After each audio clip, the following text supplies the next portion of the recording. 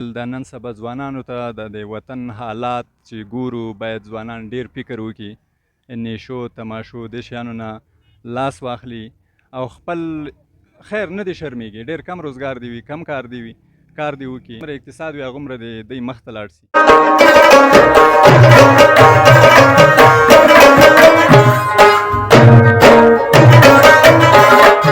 په خپل ګاونډ کې په غریبانو باندې یو څه ناڅه فکر وکړي چې دغه میاشت چې دا ډېره د برکتونو میاشت ده او باید ثواب حاصل کړي. که راغلې جنګو به ګیلاسونه د روژې، که راغلې جنګو به ګیلاسونه د روژې، رنګین به وي زموږ ماښامونه د روژې. او ساقي ماته مې خپلې د ممیزو اوبه راوړه، ساقي ماته مې خپلې د ممیزو اوبه راوړه. حاجیان او ملایان څښي شربتونه د روژې. او شتمن دې د عمرې پیسې په کلي کې تقسیم کړي، شتمن دې د عمرې پیسې په کلي کې تقسیم کړي. عربو ته دې نه وړي خیرتونه د روژې، عربو ته دې نه وړي خیرتونه د روژې. السلام علیکم ورحمت الله وبرکاتو. د طاهر میډیا درنو کتونکو تمه ده چې ټول به راته روغ جوړ او صحتمنده به وای. دا وار مې وغوښتل چې د پکتیا ولایت څمکنیو ولسوالۍ مرکزي بازار چې مشهور په شاریناو باندې ده تاسو ته یوه خپرونه ولرم. نو دا تاسو دا هم څمکني شاریناو.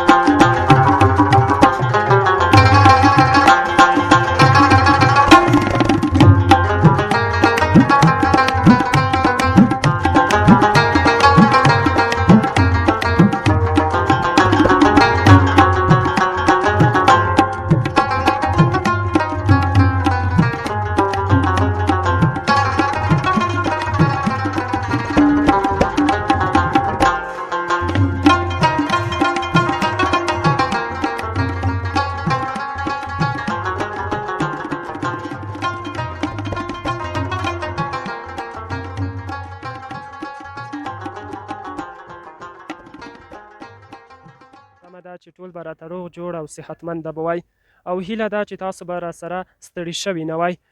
راغلی یم دلته غواړم چې د یو ځوان سره لنډې خبرې وکړم. السلام علیکم ورحمت الله. وعلیکم السلام روجانه، ستړي مه شئ، بخیر راغلی. مننه، کور دې ودان خیر اوسې. څنګه ده صحت مو؟ الله فضل ده، تاسو خیر راته؟ شکر الله فضل ده، روغ و جوړ یو. څنګه یې د روژې سره وږی کېږي تږی کېږي؟ مطلب د دوکانداري چې دا ډېر سخت کار ده، سودا پسې سړی لالهانده وي. څنګه یې تاسې؟ بس د الله نه به شکر وباسو ځکه چې بختوره میاشت ده او دومره ستړیا او دومره تکلیفونه خامخا شته، نو بس بختوره میاشت ده، الله دې قبوله کړي. ښه، ډېر ښه. که دا راته ووایې چې تر اوسه پورې دې زده کړې کړې، څومره زده کړې دې کړې؟ ښه، زده کړې خو مې تقریبا 12 کاله مکتب، هغه نه وروسته 4 کاله نظامي پوهنتون، هغه نه پس 2 کاله فارمسي او بس د ژوند د وطن ده، نو هر څه نه را په دې خوا تېرېږي دا شی. اوس دا دوکانداري ده نو همدې ته ناست یو. کنه زده کړې مې کړې دي. ماشاءالله ماشاءالله، تاسو یو ویاړلی شخص یای.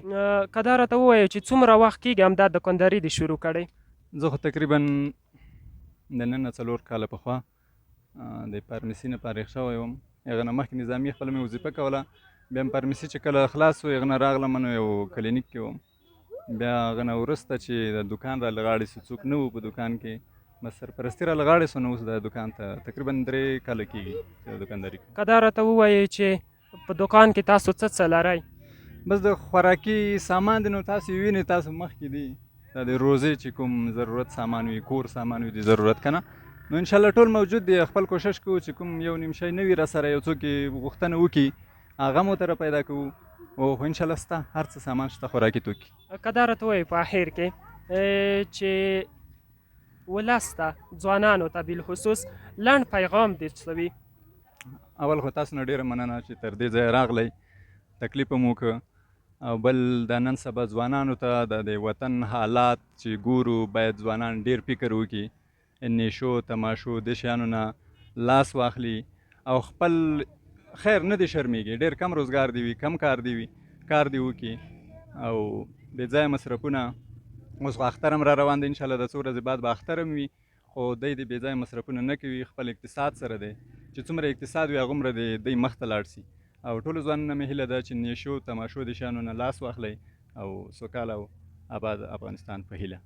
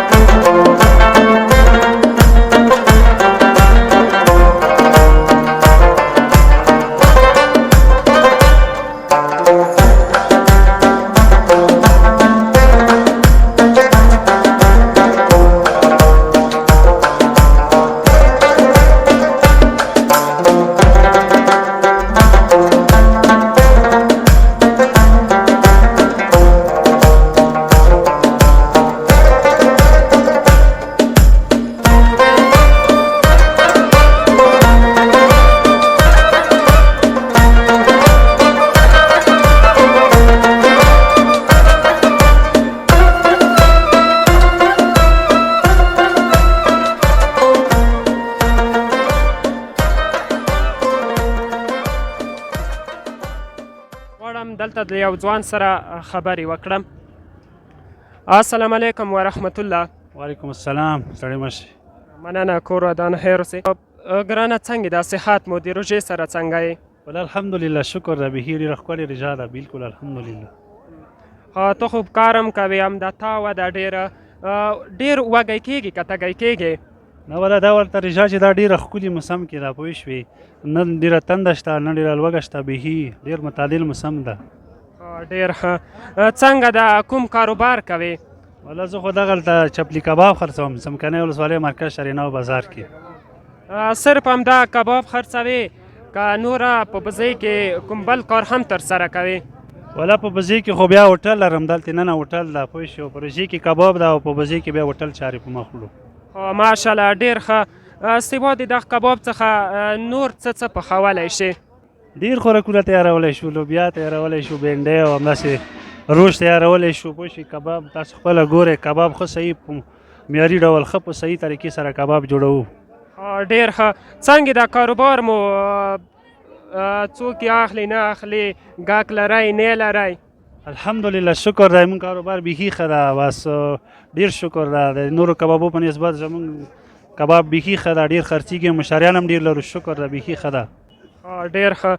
په اخر کې لیدونکو ته کوم پیغام لرې، ټپه وي، بیت وي، څه چې لرې؟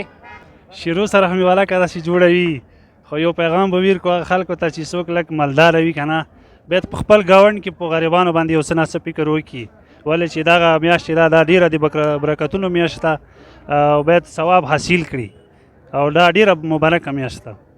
مننه، ژوندی اوسئ. مننه تاسو نه هم چې تر دغه ځایه مو زحمت وګاللو، ډېره مننه.